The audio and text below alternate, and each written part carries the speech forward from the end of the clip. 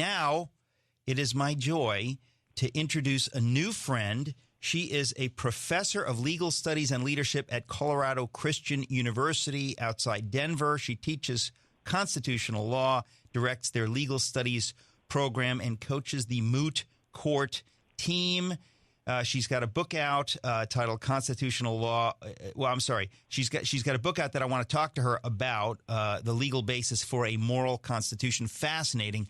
But even more fascinating, perhaps, is what I want to talk to her about right away. And I'm really not even going to spoil it. I'm just going to say, Jenna Ellis, welcome to the Eric Metaxas Show. Thank you so much for having me, Eric. It's such a privilege to be with you. Well, look, this is an exciting topic. When you told me about this, I thought, no way. This is crazy stuff. The website is conventionofstates.com. In case anybody wants to leap to it and find out what we're talking about, conventionofstates.com. But tell us about this concept. I have never heard about this. You're a constitutional scholar. You would know. But how come I've never heard about this before? And first of all, what are we talking about? So Convention of States is the project that seeks to utilize Article 5 in the Constitution. So the Constitution is broken down into articles, and we see that the legislative, all of their powers are in Article 1, executive Article 2, and so on. Article 5 gives us this absolutely beautiful mechanism by which the states, not just Congress, the states can actually curb federal power and redistribute some of those powers. So when we are talking about the election and we are all concerned about the runaway federal government, when we're looking at the Supreme Court, when we're seeing some of those unconstitutional decisions, when we're seeing Congress in Washington do all of these things that we as states and as citizens of those states know are not constitutionally sound, this is the gift from the Founding Fathers that the states can actually take away Washington's power. Okay, now the big question is, if this is true, which I know it is because you're not making it up, how is it possible I've not heard about this before? The very idea that there's something in the Constitution that enables the states to stand against runaway federal power that's stealing our democracy.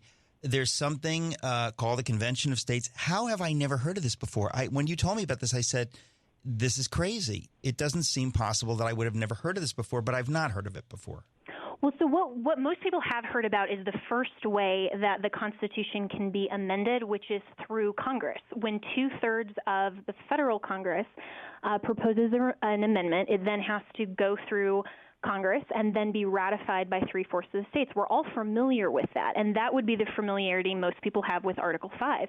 But what's never been a nationally coordinated effort yet until 2013 and until now has been utilizing that second part of Article 5 to allow the states essentially to step into the role of Congress when Congress won't propose amendments that will curb their own power and curb the federal government's power.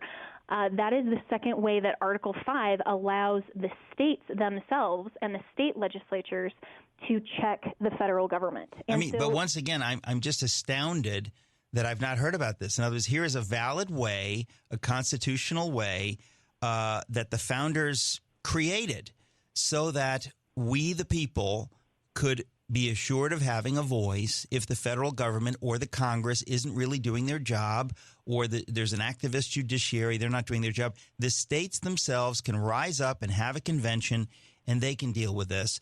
I have never heard of that before. I bet most of my listeners are still saying, what? Like, I don't get it.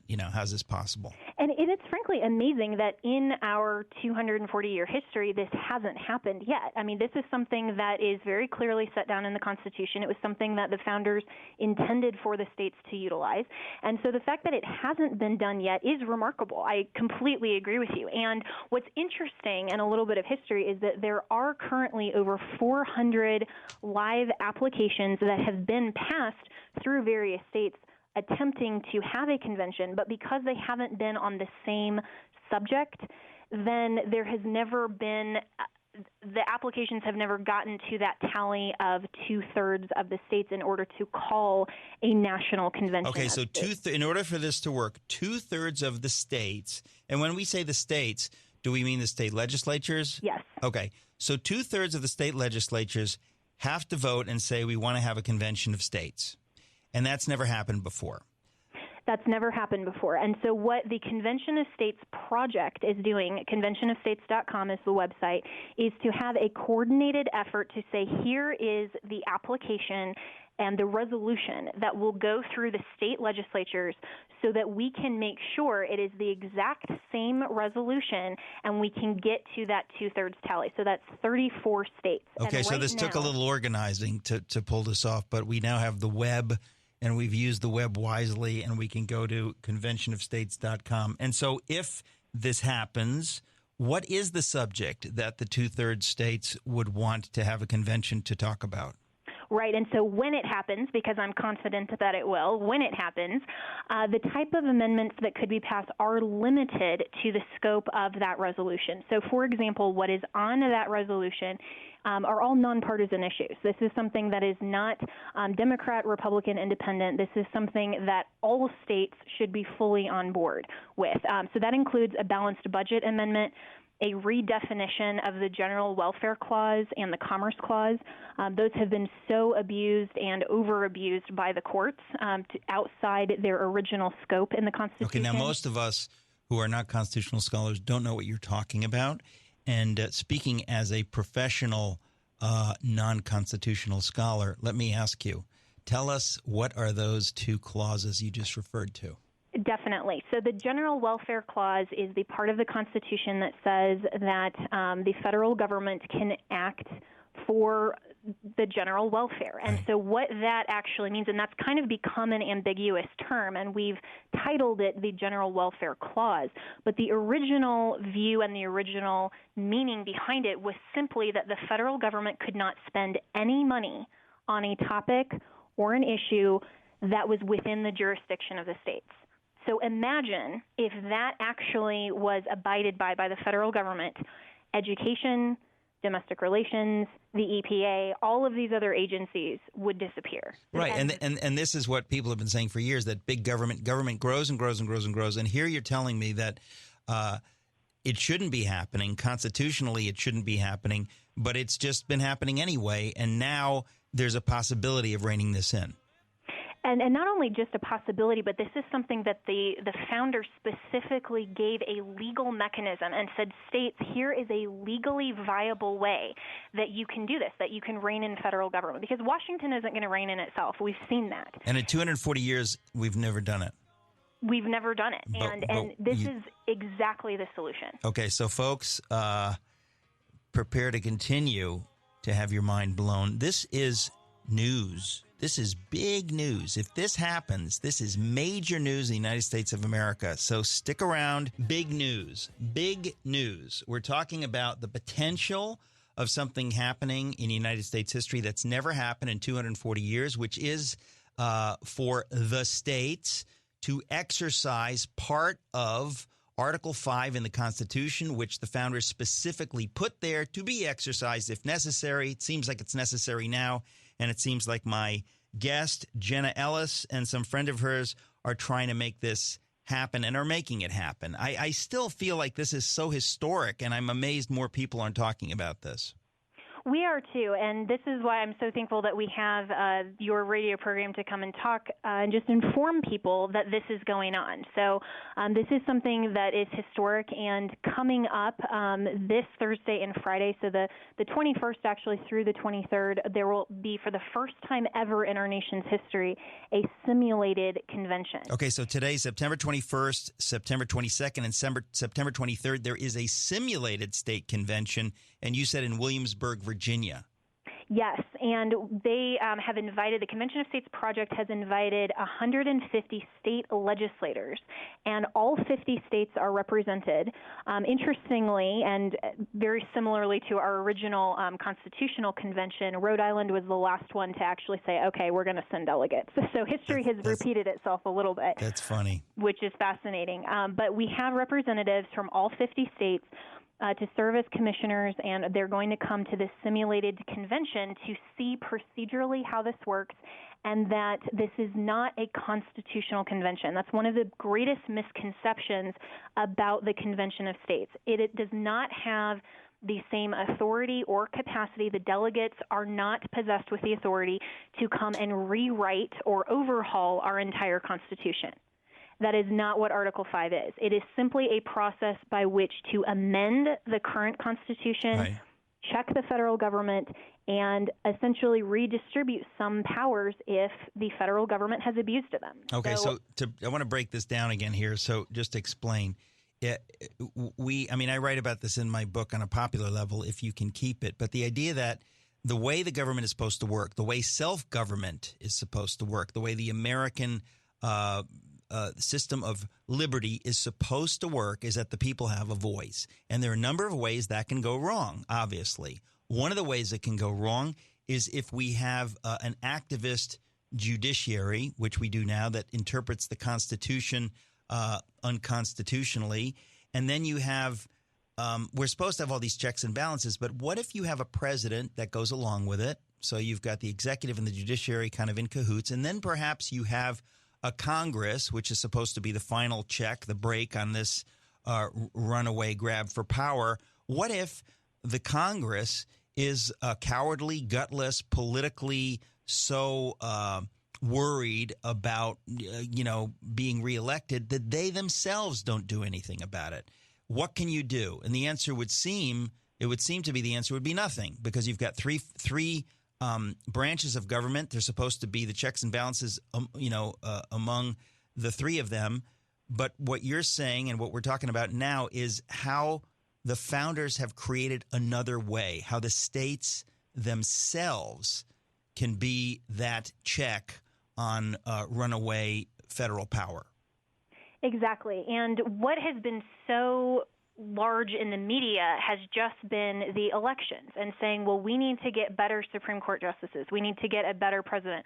We need to get a Congress that will curb its own power. And while all of those are good options, they're probably not practical options, especially in 2016. And so why the founders ultimately at the original Constitutional Convention ratified Article 5, and they said, we are going to go ahead and include that and make sure that the states can be that check and the consent of the governed. I mean, that's something that is so critical to preservation of freedom and individual liberty, is to say the states have to be able to be that check and balance on the federal government, and make sure that if all three branches are not doing their job and they're running away with their federal power, as we've seen for the last 50 and 60 years, then Article 5 can be used and the states can rise up and say, okay, we are now going to then redefine the General Welfare Clause and make sure to keep that in scope, as we talked about. The other thing that will be on the agenda would be a limitation on executive orders, imposing term limits on Congress and the Supreme Court. I mean, some of these things that are procedurally sound, viable, and necessary will be on the agenda at the Convention of States. So overnight, This would change Washington. Well, this is staggering. So when you were telling me about this, I was in Colorado just the other day, and we were talking about this. I said, you've got to get on my show to talk about this because, first of all, because this very week is this simulated convention in Williamsburg, Virginia, and where people are learning about this. But this is really going to happen. It gives me chills because yesterday morning, where was I? I was in Independence Hall in the very room where the Constitution was drafted. I was filming something with Kirk Cameron, and the history in that room, the idea that these founders, who really were geniuses, I mean, they came up with a system of government that it's so hard to believe when you really begin to understand it, how rare and beautiful and amazing and fragile it is. But then to have you share with me that, oh, by the way, here's something else that they did. It's like the smartest lawyers in the world. They put in this kind of, a hidden magic bullet that, or it's almost like, in emergency, break glass. And we never saw that before. Well, we're in a constitutional emergency, and we need to break the glass and use the thing that's in there. We maybe didn't know it was there before, but we know it's there now. And it seems to me that, well, one of the other things we haven't said is that most of the state governments, the governors and the legislatures on the state level, are more conservative than not. Is that true? That is. And one of the other objections to a convention of states is just the practicability of just saying, well, okay, this is a great idea in theory, but can we really get to the 34 number? Well, the application and resolution has already been passed in 8 states. It was contemplated last session in another 30. If we just count the votes and we look at the states whose both houses are controlled by Republicans or conservatives, and or at least one house, then we get there, and we get there very easily. And so what the founders understood in the spectrum of political ideology was that those who leaned more conservative or more to the right of center would understand the problem that big government imposes, and that as you drift further left, then you have bigger and bigger government, especially federal government. And so not only are the 3 branches checks within themselves, but then the founders also understood you have to have a viable check even outside of big government itself, outside of the federal government. And so when we look at the composition of the state legislatures and we see what their state senators and representatives, who they are, and the response that we've gotten, I mean, there are state legislators from every single state that will be attending this simulation this weekend. That's unprecedented, and this is history in the making. And by the way, if your listeners want to go on Friday, on the 23rd, there will be a live stream from the simulated convention. So you can watch history unfolding. And as a constitutional lawyer, I think that's amazing. It is amazing. Where can they go if they want to see that on Friday? This is Friday, the 23rd of September. Where could they go? Yes, that is also at conventionofstates.com. There is a tab in the taskbar that is called COS for Convention of States, right. COS simulation, and you can go to the live stream right there. Yeah, this is a big deal, Jenna. Now, what is the provenance of this? Who came up with the idea of doing this? We know that it's been there for 200 and something years, but whose idea was it most recently to activate this part of the Constitution? Right. So the Convention of States project is a project of the Citizens for Self-Governance, and one of the co-founders is Michael Farris, who is one of the foremost and prominent constitutional attorneys in the country. He is the chancellor of Patrick Henry College and the founder of the Homeschool Legal Defense Association. He's argued before the Supreme Court. He's done a lot in the area of religious freedom and religious liberty. And he and also Rob Natelson of the Independence Institute, who is also one of the foremost constitutional scholars and scholars on Article 5, they are the legal genius behind this.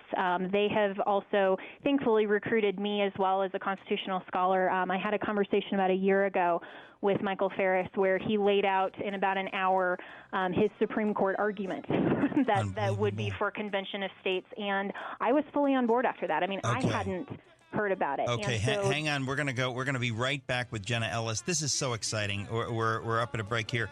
Conventionofstates.com is the website. Check it out. We'll be right back. There's a simulated Convention of States that's happening in Colonial Williamsburg this week, September 21st to 23rd.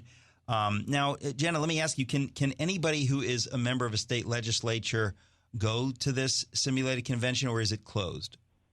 So it has been by invite only. I know that there were an open invitation to the state legislatures, and then they had the committee chairman and all of that. But the simulcast is how anybody can get involved and actually see the history. Okay, and that you said is going to be Friday. What time on Friday is that?